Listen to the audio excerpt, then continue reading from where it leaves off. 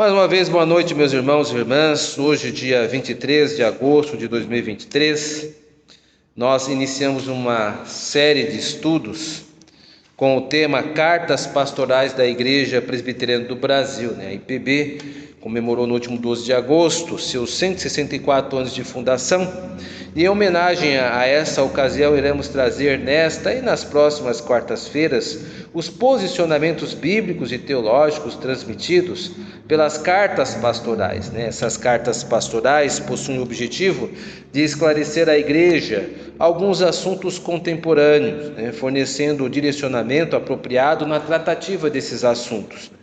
São várias cartas, e para aproveitamento do nosso tempo, selecionaremos os tópicos principais delas. Então nós vamos começar com a primeira carta que foi escrita pela IPB, intitulada O Espírito Santo Hoje, Dons, Línguas e Profecias. Esse texto a qual eu me reporto, ele foi construído pela Comissão Permanente de Doutrina, data do ano de 1996, é a segunda edição. Então você pode encontrar aí nas suas pesquisas 2 edições pelo menos. Eu estou usando da segunda edição. Então nós vamos tratar diretamente. Vamos ler a introdução.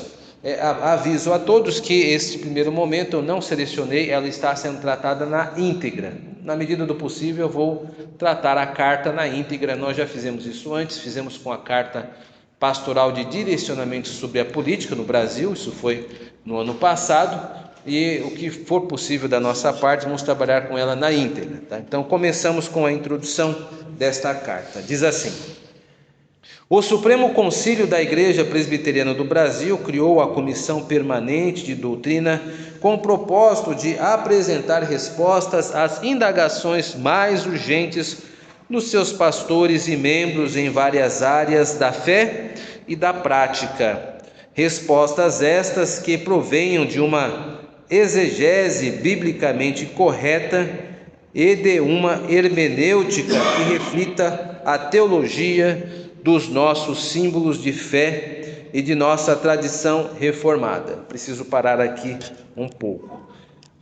Então, nesse primeiro parágrafo aqui, está declarado o método com o qual a carta irá abordar o conteúdo. O método é a exegese. Eu não sei quantos sabem, a exegese. O que é a exegese? Exegese, a grosso modo, é um estudo gramatical. Então, todas as vezes em que nós vamos ler um texto bíblico, esse texto bíblico possui uma linguagem, por exemplo, nós usamos a língua portuguesa, salvo aqueles que podem ter uma familiaridade com os idiomas, o normal é nós utilizarmos a língua portuguesa. A língua portuguesa tem a sua sintaxe, a sua gramática, dividida nos seus setores, e a exegese ela trata sobre isso. Claro que a profundidades, Você, quando trata de textos bíblicos, uma exegese ela exige que vá-se um pouco nas fontes primárias do hebraico e do grego. Mas se nós conseguirmos pelo menos observar a sintaxe da língua portuguesa, meus irmãos e irmãs, isso já é um ótimo trabalho. Dificilmente uma heresia vai resistir a uma abordagem exegética. A exegese é sempre o primeiro contato com o texto. E também a hermenêutica. A hermenêutica é a interpretação, é o estudo interpretativo do texto. Então, quando você está diante de um texto, você geralmente tem essas duas categorias meio empoladas, amalgamadas, você não percebe, mas estão lá. Vou dar um pequeno exemplo. Quando alguém diz assim, fogo, então a palavra fogo, escrita fogo, palavra fogo, com exclamação, já dá indicação de que alguma coisa está pegando fogo, há um incêndio, Esta é uma interpretação, você foi na hermenêutica primeiro.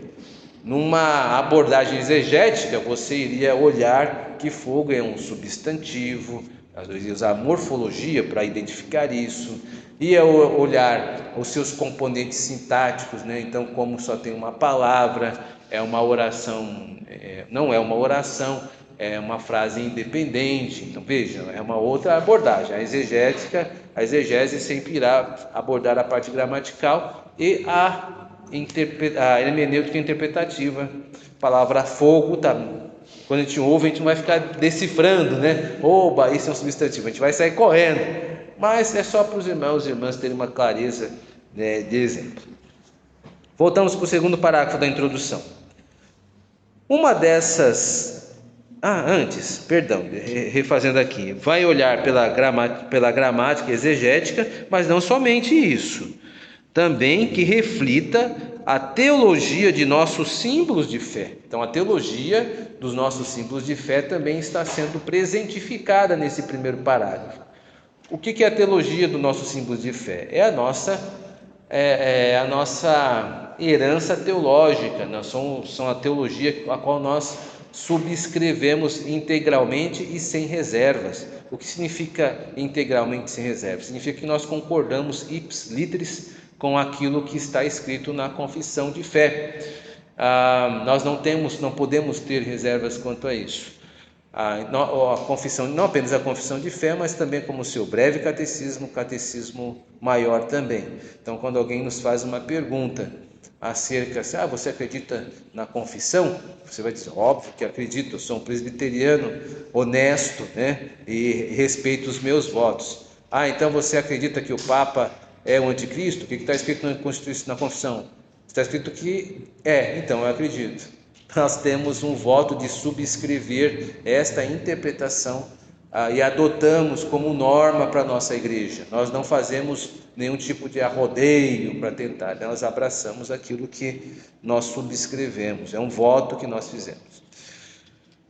E também não apenas os símbolos de fé, mas também a nossa tradição reformada, né? A igreja presbiteriana ela tem uma herança de toda a composição da reforma. Nós também respeitamos isso.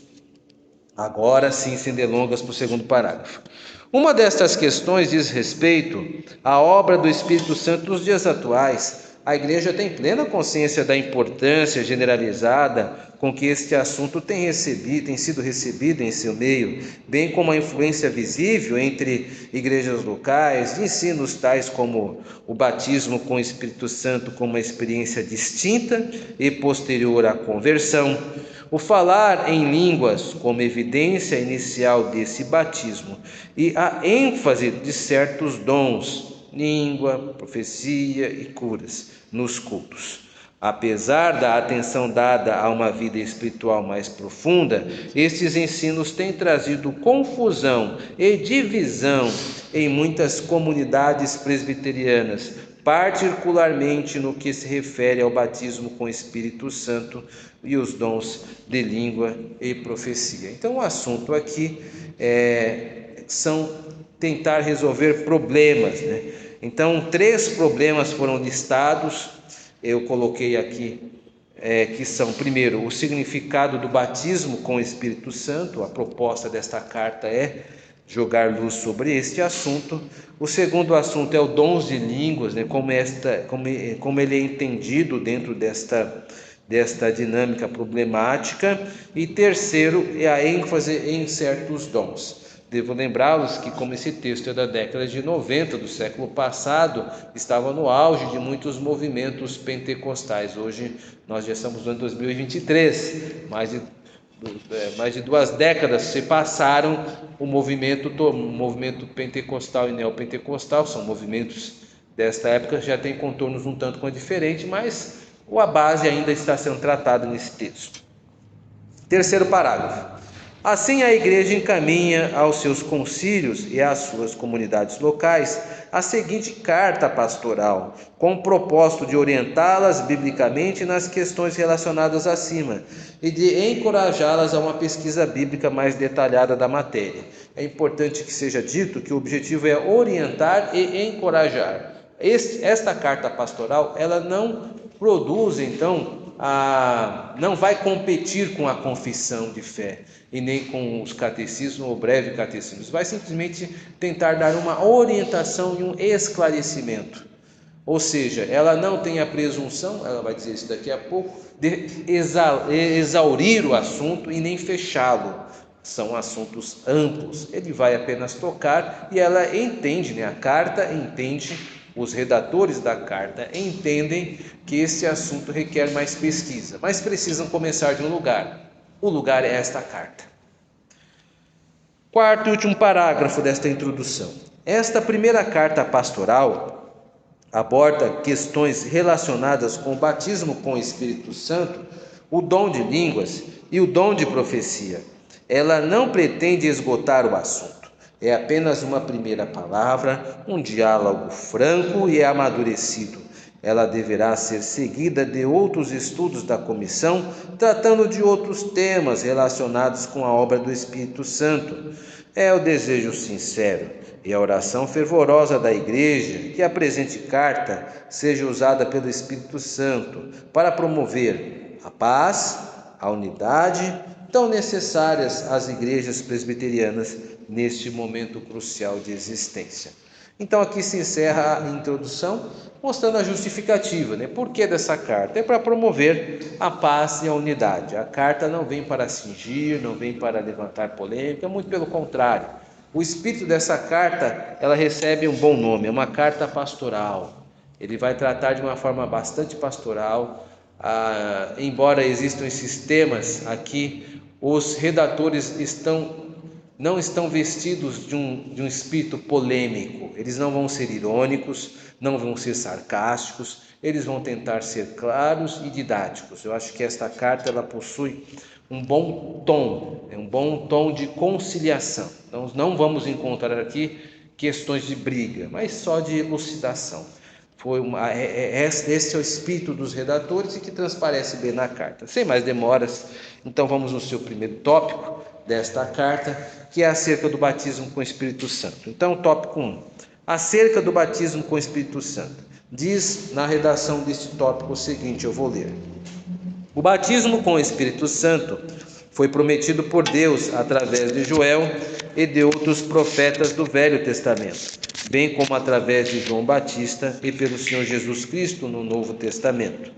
Essa promessa cumpriu-se no dia de Pentecoste, quando o Espírito Santo, já presente e atuante na igreja do Antigo Testamento, veio operar na igreja cristã nascente com poder e glória superiores à sua operação sob o Antigo Pacto, para capacitá-la a testemunhar do Cristo.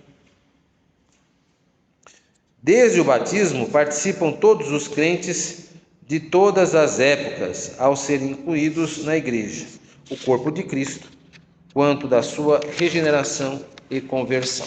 Então é interessante notar aqui que o batismo com o Espírito Santo, embora seja uma realidade que presentifica-se a partir da vinda de Cristo e esteja bem registrada no Novo Testamento, ela também era previsto no Antigo Testamento. Joel é citado aí, não apenas aqui, mas o próprio Novo Testamento fará uma referência, com certeza os irmãos estão lembrando do discurso de Pedro após a descida do Espírito Santo em Jerusalém na época de Pentecostes. Mas esse primeiro parágrafo ele é apenas para situar o leitor de que o batismo com o Espírito Santo não é um termo que é apenas reconhecido no Novo Testamento, mas que também está presente no Antigo Testamento. João Batista foi o primeiro a trazer no Novo Testamento, depois Jesus continua com este assunto. Vamos ver o segundo parágrafo, então, deste primeiro tópico. Agora ele entra no assunto de uma forma muito feliz, diga-se de passagem. Esta redação, esse parágrafo que nós vamos ler agora, é um parágrafo primoroso. Poucas vezes vi um parágrafo tão claro, objetivo e conciso no tratativo do assunto. De fato, eu fiquei positivamente impressionado com esse próximo parágrafo. Vou ler. O batismo com o Espírito Santo no dia de Pentecostes marcou o início da fase neotestamentária da Igreja de Deus. Confirmou a exaltação de Cristo à direita de Deus Pai e inaugurou os últimos dias. O poder prometido pelo Senhor Jesus aos seus discípulos e que viria a eles por ocasião do Pentecostes está relacionado com a evangelização apostólica até aos confins da terra e consiste essencialmente na capacitação de cada crente para testemunhar de Cristo e para viver uma vida em que se veja o fruto do Espírito. Ponto final. Esse parágrafo marca, acerca do batismo com o Espírito Santo, 4 assuntos que são de fato extremamente relacionados a esse tema, um nível profundo. Primeiro, o batismo com o Espírito Santo marca uma nova fase. A igreja, então, ela recebe o Espírito Santo como marca da entrada dos gentios na igreja, porque até então o evangelho era pregado apenas aos judeus. Eu quero me fazer crer que todos nós nos lembramos que Jesus Cristo havia impedido os seus discípulos de falar com os gentios enquanto estavam na sua estadia na terra. Ele dizia que as pessoas deveriam ir até as ovelhas perdidas de Israel. Poucos foram os gentios que tiveram contato com Jesus Cristo durante a sua peregrinação terrena. Podemos lembrar da mulher Ciro-Fenícia, podemos lembrar também do romano, mas do centurião romano. Fora esses, não há tantos outros. Os samaritanos têm que se dar um desconto. Eles, embora não sejam judeus, há no histórico dos samaritanos algo que os liga com o judaísmo, portanto, torna eles um pouco mais palatável que os gentios. Os gentios já eram o extremo do extremo do extremo. Então, quando de fato o Espírito Santo vem, marca uma nova fase. O que Ferguson, na sua obra O Espírito Santo, irá chamar de internacionalização da salvação. Mas voltemos ao nosso texto. Então ele marca uma nova fase. E segundo, o batismo com o Espírito Santo confirma a exaltação de Cristo. Muito bem colocado.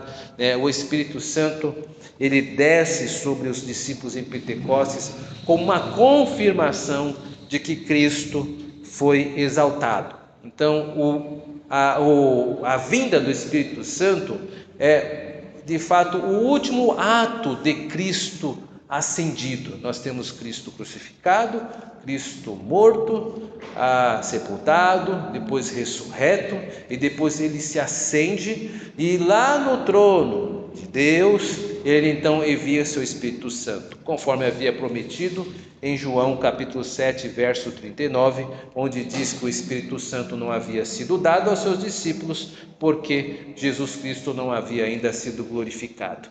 Quando o Espírito Santo desce à igreja, então há a confirmação da exaltação de Cristo. A palavra confirmação foi uma escolha muito feliz dos redatores desse texto.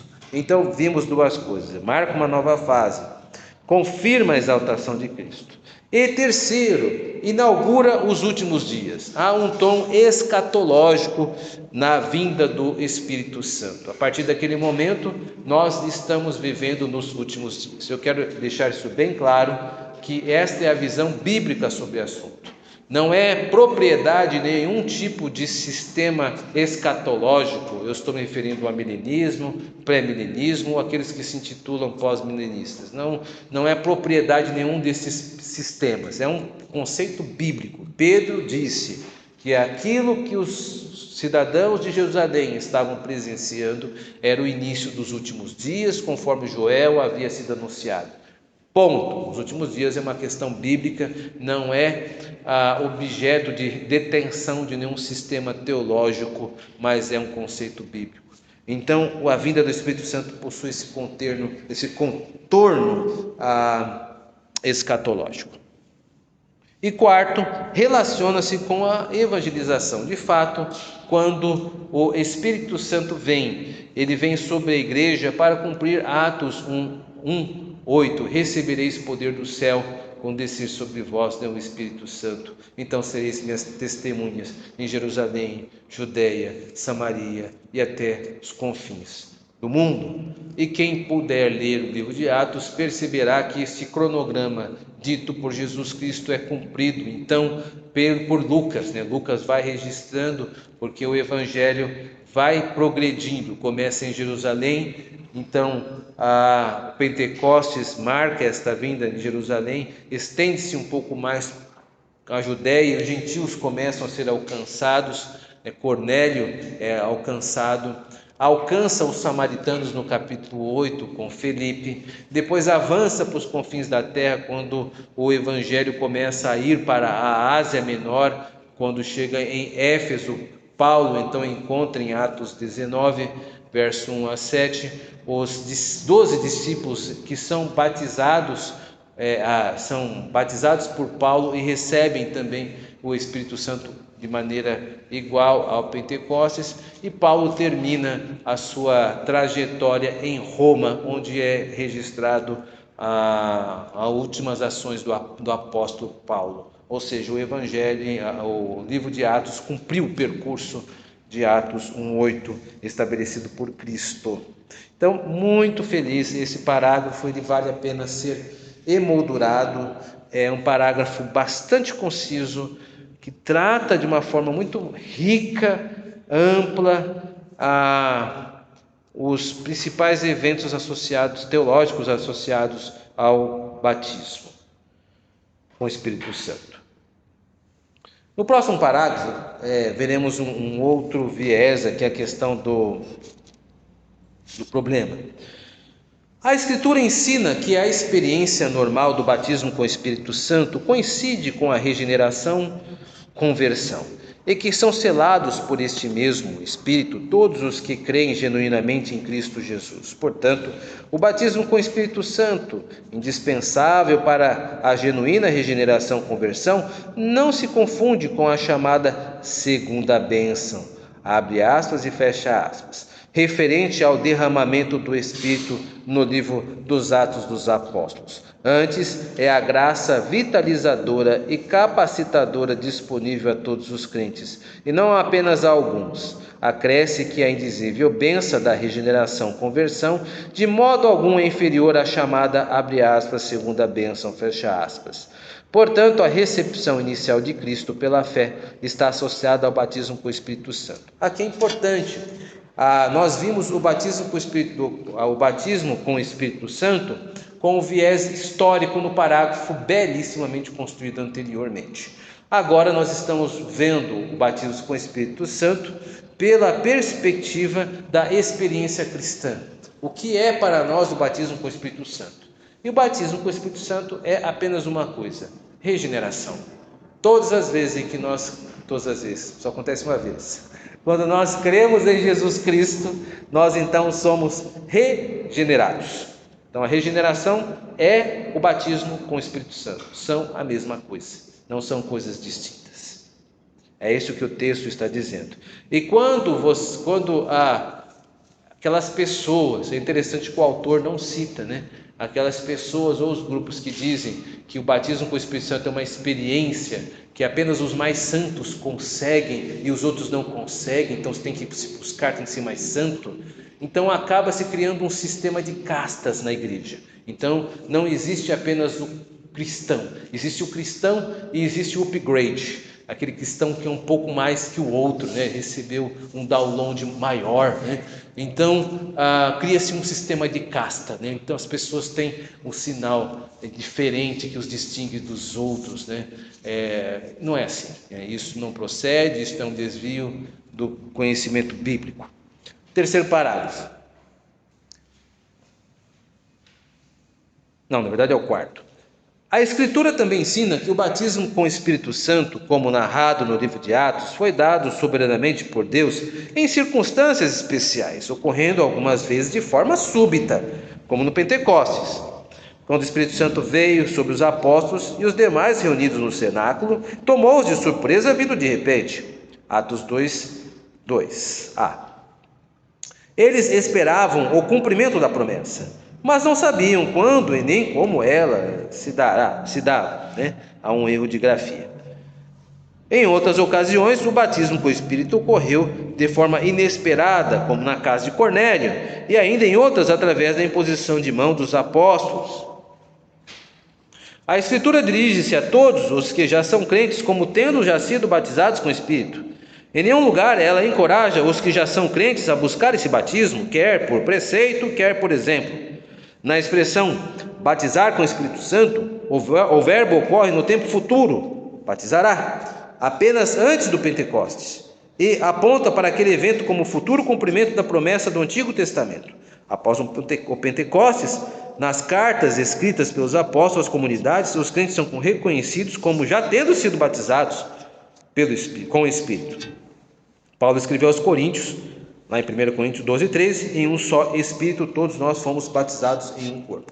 Então, há neste parágrafo aqui algumas exceções da regra, né? Então, em algum momento houve um sinal que ocorreu em Jerusalém, onde os discípulos foram habilitados a falar em línguas estrangeiras. Em Atos 2, ali listado 14 nações que presenciam que alguma coisa estava acontecendo, porque essas 14 nações de judeus representados em Jerusalém entendiam o que estava acontecendo. Então eram 14, pelo menos 14 idiomas foram distribuídos pelo Espírito Santo àqueles 120 discípulos que estavam no cenáculo. Mas isto ocorreu também com Cornélio, que acabou reproduzindo o mesmo fenômeno, assim também como ocorreu com os samaritanos, e assim também como ocorreu com Paulo em Éfeso, junto com aqueles 12 discípulos diferentes. Enfim, o fato é que isso foram exceções e não a regra. Prova é, e aí ele cita o termo grego, que é o termo, não grego, o verbo na verdade, dizendo que o Espírito Santo foi o momento da vinda, e que na carta de Paulo está reconhecendo que todos nós temos o Espírito Santo, isso deve ser buscado. Então acho que esse assunto é tranquilo. Então, na forma ordinária, todos nós fomos regenerados, todos nós somos, graças a Deus, muito bem batizados com o Espírito Santo, porque todos nós cremos em Jesus Cristo e regeneramos pela graça de Deus, por meio do Espírito Santo. E o último parágrafo dessa sessão: a igreja alegra-se com o desejo de muitos dos seus pastores e membros de ter uma vida espiritual mais profunda e plena, encoraja-os a buscar continuamente o ser cheios com o Espírito Santo, como Paulo ensina. Então, a carta tem um tom bastante apaziguador, né? Você veja que ela não quer aqui confrontar, a carta está saudando as pessoas que têm interesse nesse assunto. Então, é uma carta bastante amigável. Vamos para o segundo tópico. Tem o título: acerca da plenitude do Espírito.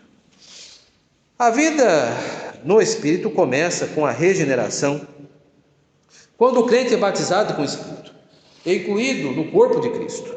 A primeira manifestação desta vida é a invocação pelo crente do nome do Senhor para a salvação, o que em si já evidencia uma ação prévia do Espírito em seu coração. Eu vou ler o próximo parágrafo também. Ser cheio do Espírito denota o domínio de Cristo em nossas vidas. Ocorre quando o crente é conduzido voluntariamente pela palavra, através da qual o Espírito atua. Pela sua sujeição à palavra da Escritura, os crentes crescem na graça e nos benefícios que eles recebem gratuitamente através de Cristo. A evidência desse crescimento é o fruto do Espírito, a prova de que eles estão em Cristo e de que sua palavra está neles. Sendo cheios do Espírito, os crentes são capacitados a falar a verdade de Cristo, com grande ousadia e confiança, manifestando em todas as áreas da vida um caráter santo em harmonia com o de Cristo. Então aqui nesses dois parágrafos estabelece que o batismo ou a regeneração é o início da vida cristã. Todos nós que cremos em Jesus Cristo fomos batizados, então abre-se a porta para a oportunidade de sermos cheios do Espírito Santo. E como é que nós podemos ser cheios do Espírito Santo? Por meio da palavra. Veja que a comissão ela é muito cuidadosa em citar o Espírito Santo junto com a palavra. Por que ela faz isso? Porque muitos circuitos que se autodenominam evangélicos dizem que o Espírito Santo é uma experiência. Então, a comissão está dizendo que isso não confere com a Bíblia. A Bíblia demonstra que uma vida cheia do Espírito Santo é uma pessoa que está de acordo com as Escrituras e não pautada pela sua experiência, seja ela falar coisas desconexas, levitar ou talvez atravessar paredes, se é que isso acontece. Terceiro parágrafo.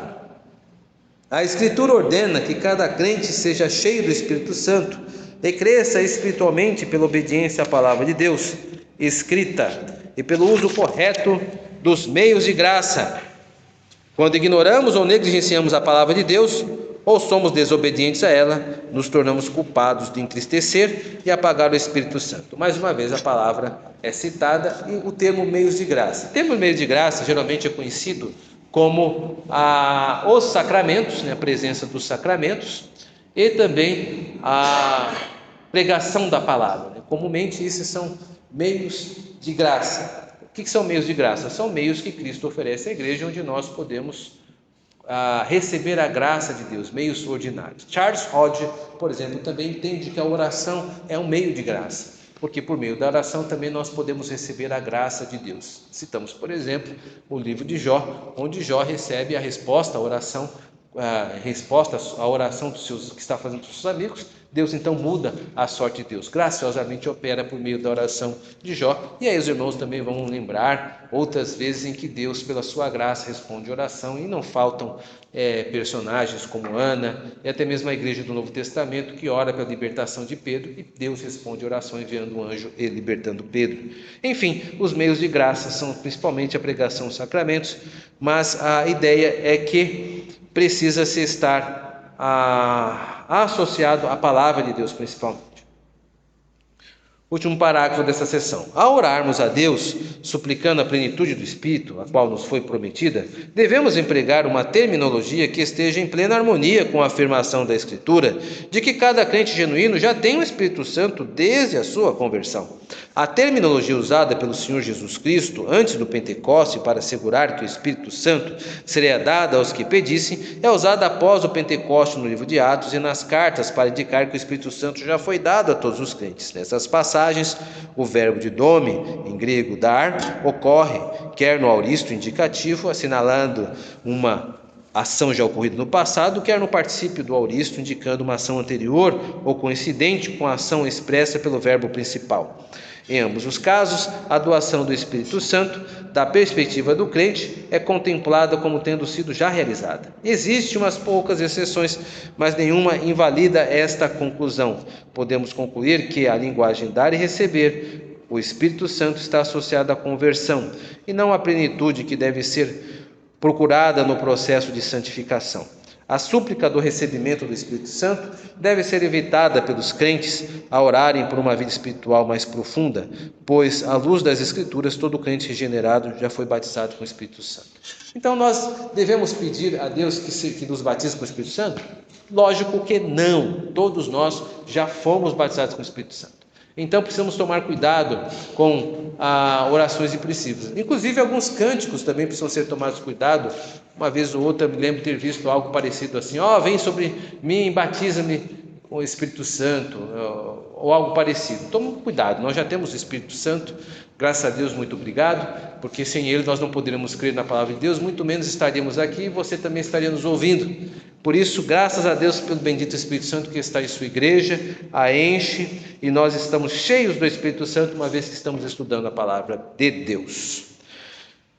Considerações finais, bem breve. Hoje nós iniciamos essa carta. Essa carta ela tem uma certa extensão de mais de 5 partes. Nós estamos apenas começando a primeira parte, então a ideia é que nós venhamos a explorar este conteúdo. Você será uma pessoa muito feliz se puder nos acompanhar, e que Deus possa conceder o crescimento genuíno do Espírito Santo por meio do estudo da sua palavra, proporcionada por esta carta pastoral. Que Deus nos abençoe. Amém.